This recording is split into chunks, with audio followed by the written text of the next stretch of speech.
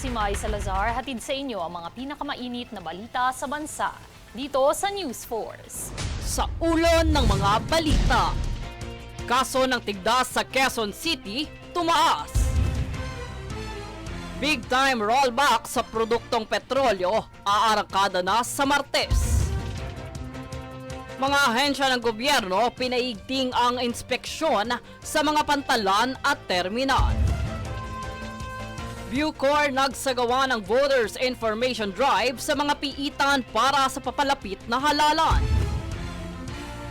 Mga OFW sa Malta binalaan sa iligal na paggamit ng pasaporte bilang collateral sa pag-utang. Double gold naiuwi ng Pilipinas sa triathlon tourney sa Vietnam. Patas at pantay na balita, komprehensibong ulat para sa pulso ng masa. Ito ang News Force. Para sa unang balita, itinaas na ng Department of Health o DOH ang Code White Alert sa lahat ng mga ospital at health facilities sa buong bansa sa pagsisimula ng Semana Santa. Epektibo ito hanggang Easter Sunday bilang pagtitiyak na handa ang mga pasilidad at mga tauhan sa pagresponde sa anumang potensyal na health emergency. Inaabisuhan naman ni DOH Secretary Teodoro Herbosa ang publiko na maging mapagmatyag at gawin ang mga pag-iingat upang maiwasan ang heat stroke lalo na sa mga bibiyahe sa Semana Santa. Nagpaalala naman ng pamahalaan ng Quezon City sa mga magulang na pabakunahan ang kanilang mga anak laban sa tigdas kasunod ng paglobo ng kaso sa unang quarter ng taon. Nakapagtala ang lungsod ng 142 cases ng tigdas kung saan mataas ito ng higit 300% mula sa naitala noong first quarter ng nakaraang taon. 125 sa naiulat na kaso ay mga batang edad sa 10 years old pababa. Ayon sa lokal na pamahalaan, nasa 60% ng mga nagkaroon ng tigdas ang hindi pa nababakunahan o hindi pa kumpleto ang doses ng bakuna laban sa tigdas. Good news naman po sa mga motorista dahil magkakaroon ng big time rollback sa presyo ng petrolyo ngayong Semana Santa. Inaasahan ang higit 3 pisong pagbaba kada litro sa presyo ng gasolina habang 2 pesos at 90 centavos hanggang 3 pesos at 90 centavos kada litro ang bawas sa diesel. Samantala, 3 pesos at 40 centavos hanggang 3 pesos at 50 centavos kada litro naman ang ibababa ng kerosene. Samantala, sa pagdiriwang ng linggo ng palaspas nitong weekend, ipinapaalala sa publiko na naway hindi lamang dapat gawing palamuti o lucky charm ang palaspas sa loob ng bahay. Ayon kay Roman Catholic Archdiocese of Manila spokesperson Father Jerome Ceciliano, hindi ito dapat itago sa bahay kaakibat ng pamahiing swerte ito o pangontra laban sa masasamang espiritu. Sa halip, ang tunay na diwa ng palaspas ay hindi para maniwala sa swerte, kundi bilang tanda ng pananampalataya at patuloy na katapatan kay Kristo. Ang pagbabasbas ng mga palaspas ay isinasagawa upang gunitain ang pagpasok ni Jesus sa Jerusalem kung saan siya sinalubong ng mga tao na may dalang palaspas.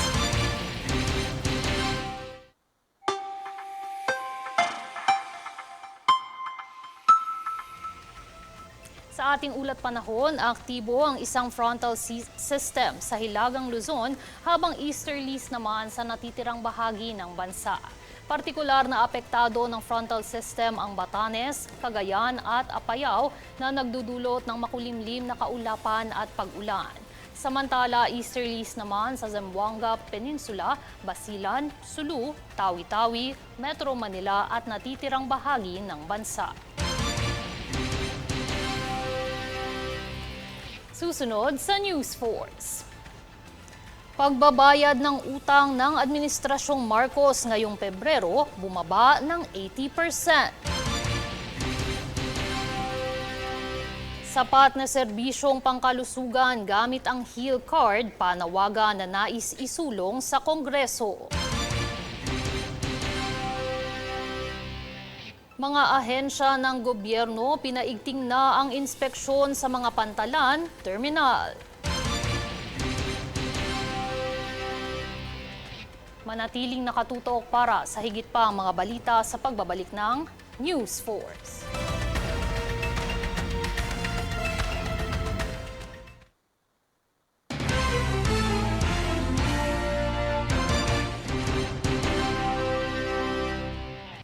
Bumaba ng 80% ang halaga ng pagbayad ng Administrasyong Marcos sa utang ng pamahalaan. Ayon sa impormasyon ng Bureau of Treasury, lumalabas na ang inilaang bayad ng administrasyon ngayong Pebrero ay 52.2 billion pesos. Matatandaang noong kaparehong buwan noong nakaraang taon, 293.6 billion pesos ang binayad ng pamahalaan. Heal Card, sagot sa kakulangan ng PhilHealth. Heal Philippines Party List, isinusulong ang libreng serbisyong pangkalusugan.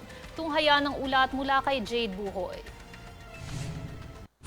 Dahil marami pa ring Pilipino ang hindi naaabot ng sapat na serbisyong pangkalusugan sa kabila ng pagkakaroon ng PhilHealth, madalas ang coverage nito ay kulang pa rin para maibsan ang malalaking gastusin sa ospital, lalo na sa mga emergency o malalang sakit. Nariyan na din ang mga kaso ng pasyenteng kailangang umutang o magbenta ng mari-arian para lang maipagamot ang kanilang mga mahal sa buhay. Kabilang na rin dito na hindi rin lahat ng gamot, operasyon at laboratory tests ay saklaw ng PhilHealth, kaya't may malaking bahagi pa rin ang kailangang bayaran mula sa bulsa. Bunsod nito, ang Heal Card na sinusulong ng Heal PH Party List ay layuning gawing libre o zero out of pocket ang serbisyong medikal para sa lahat. Layo nitong palawakin ang saklaw ng benepisyo kabilang na ang gamot, operasyon, abiso ng doktor at laboratory test. Kasama rin sa kanilang naisisulong ang modernisasyon ng pampublikong pasilidad upang matiyak ang dekalidad na serbisyo. Dito itiniyak din ng Heal PH ang tapat na paggasta ng pondo para sa kalusugan at hindi mapupunta sa bulsa ng tiwaling opisyal. Jade Buhoy, nag-uulat para sa Golden Nation Network. Ligtas at maayos na biyahe para sa lahat. Yan ang prioridad ng pamahalaan para sa mga biyahero magsisiuwian sa mga probinsya at vice versa ngayong Semana Santa. Tunghayan ang ulat ni Princess Castro.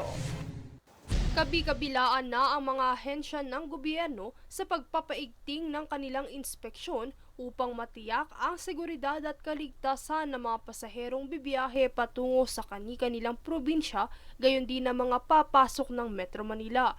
Patuloy ang kabi-kabilaang inspeksyon ng Department of Transportation sa pangunguna ni Transportation Secretary Vince Dizon na binisita ang Northport Passenger Terminal nitong Lunes. Ayon kay Dizon, patuloy ang pagpapabuti ng mga kagawaran at ahensya sa mga pasilidad ng terminal, kabilang na ang malinis na palikuran para sa mga biyahero. Samantala, hinikayat naman ni Senator Sherwin Gatchalian ng DOTR na makipagtulungang maigi sa Philippine National Police, Philippine Coast Guard at sa mga lokal na pamahalaan upang matukoy ang mga lugar na mangangailangan ng mas mataas na presensya ng otoridad para mapanatili ang kapayapaan at kaayusan, makapagbigay ng mabilis na assistance at matiyak ang pagsunod sa safety protocols. Pinatitiyak rin ng senador na maayos na ilatag ang lahat ng contingency measures para sa ligtas na biyahe ng mga manlalakbay. Ito ay bunsod ng inaasahang pagdami ng mga pasahero sa mga pantalan, paliparan, mga expressway at toll road ngayong Kwaresma. Sa panig naman ng Maritime Industry Authority, kanila nang mas pinagbubuti ang kampanya para sa ligtas na pagbiyahe sa karagatan ngayong Semana Santa. Kaugnay nito ay nagtalaga ang Marina ng malasakit help desk sa mga pantalan para magbigay tulong at aksyon sa mga kinakailangan ng mga pasahero. Princess Castro, nag-uulat para sa Golden Nation Network. Pinangunahan ni Correction Senior Inspector Nancy Punad ang information drive para sa mga persons deprived of liberty o PDL sa Leyte Regional Prison noong April 10 nakaraang taon. Layunin ng aktibidad na ipaliwanag ang nilalaman ng Voters Information Sheet mula sa COMELEC at turuan ang mga PDL kung paano maayos na iboto ang kanilang mga kandidato. May kabuuang 442 PDL voters ang rehistrado at inaasahang boboto sa nalalapit na halalan sa ika-12 ng Mayo bilang bahagi ng kanilang karapatang pantao.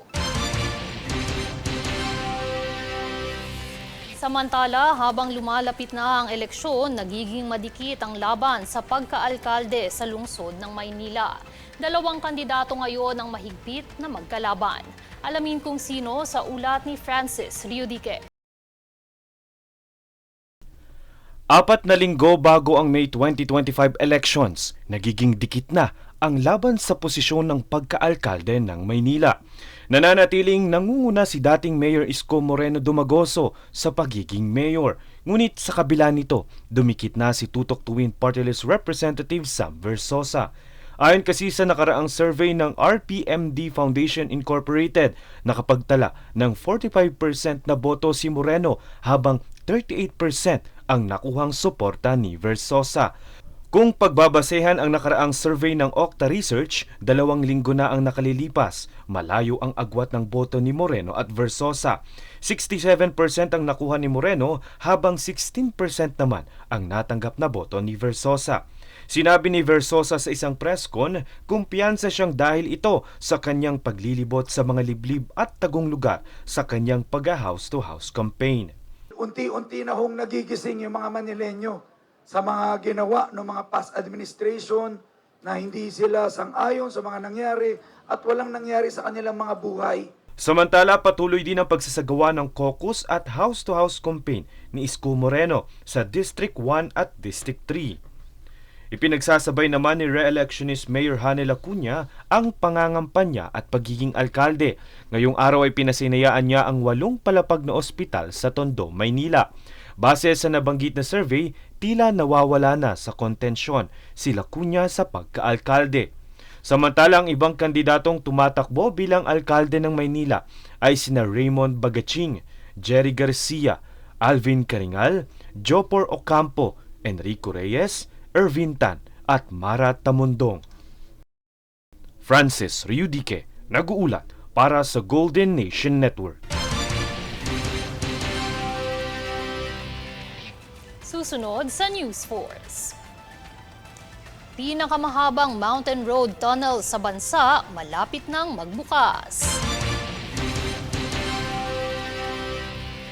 Mga OFW sa Malta binalaan sa iligal na paggamit ng pasaporte bilang collateral sa pag-utang. DA nais isagawa ang kauna-unahang Harvest Festival para sa produksyon ng mga inangkat na binhi. Manatiling nakatutok para sa higit pa mga balita sa pagbabalik ng News Force.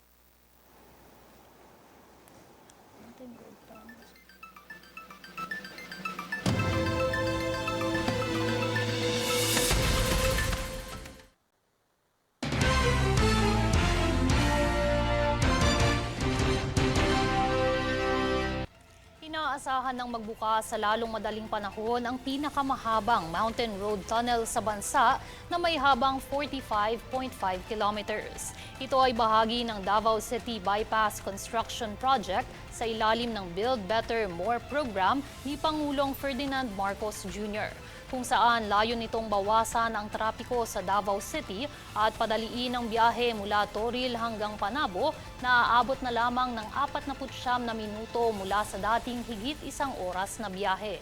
Ayon kay DPWH Senior Undersecretary Emil Sadain, nasa 70% na ang natapos sa southbound tunnel, kung saan tuluyan nang nagtagpo ang hilaga at timog na dulo ng northbound tunnel na may habang 2.3 kilometers. Kaagapay ng pamahalaan ng Japan International Cooperation Agency sa pagbuo ng naturang infrastruktura. Bubuo naman ng task force ang Department of Justice o DOJ para puksain ang mga insidente ng kidnapping sa Pilipinas. Kabilang sa naturang task force ang DOJ, National Bureau of Investigation at Philippine National Police o PNP. Kasunod ito ng naganap na pagkidnap sa isang negosyanteng Chinoy na pinatay kasama ang kanyang driver. Ayon sa mga otoridad, mayroon ng natukoy kaugnay ng naturang krimen. Samantala, nagbabala ang Embahada ng Pilipinas sa Roma sa ilang mga Pilipino sa Malta na ginagamit ang kanilang pasaporte bilang collateral sa pag-utang. Sa madaling salita, isinasangla ng ilang overseas Filipino workers o OFWs ang kanilang pasaporte upang makautang, na mahigpit namang ipinagbabawal ng embahada dahil pag-aari ito ng gobyerno at mahalagang dokumento alinsunod sa ating batas. Sa oras na ginamit ang pasaporte bilang collateral ay automatic itong mawawala ng bisa at maaaring makasuhan ng parehong taong nagsangla at tumanggap ng pasaporte bilang collateral. Isinagawa naman sa Barangay Rangay, Banay-Banay, Davao Oriental ang kauna-unahang Harvest Festival para sa lokal na hybrid rice seed sa rehiyon sa pangunguna ng DA11, katuwang ang Philippine Rice Board at mga lokal na pamahalaan. Binigyang diin ng Department of Agriculture na ang paggamit ng lokal na hybrid rice seeds ay hindi lamang nagpapataas ng ani, kundi nagpapalakas din sa kakayahan ng mga lokal na magsasaka. Ipinakita ng 11 seed companies ang dalawang uri ng hybrid rice varieties na layuning palakasin ang produksyon, pagtalakay sa mga hamon sa agrikultura at pagpapalawak ng merkado para sa mga lokal na produkto.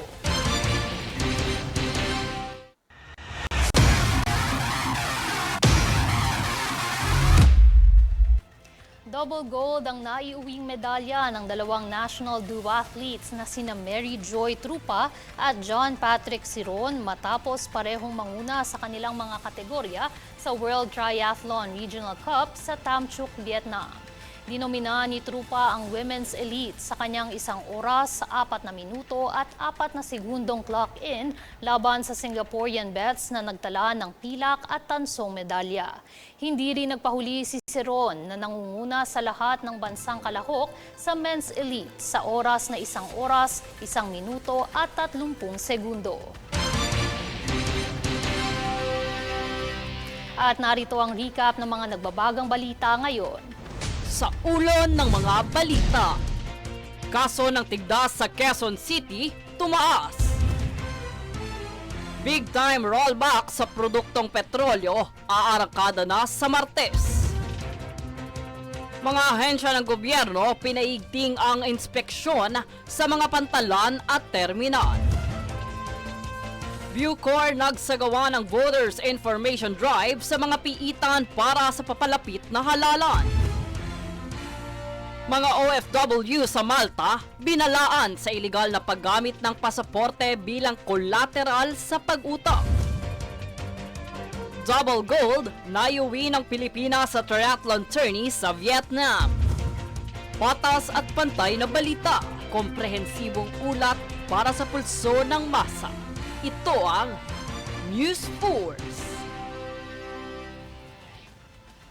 At yan ang pinakamainit na mga balita ngayong araw. Manatiling nakatutok sa aming mga ulat at updates sa aming Facebook page, facebook.com/Golden Nation Network. Ako si Mai Salazar at ito ang News Force.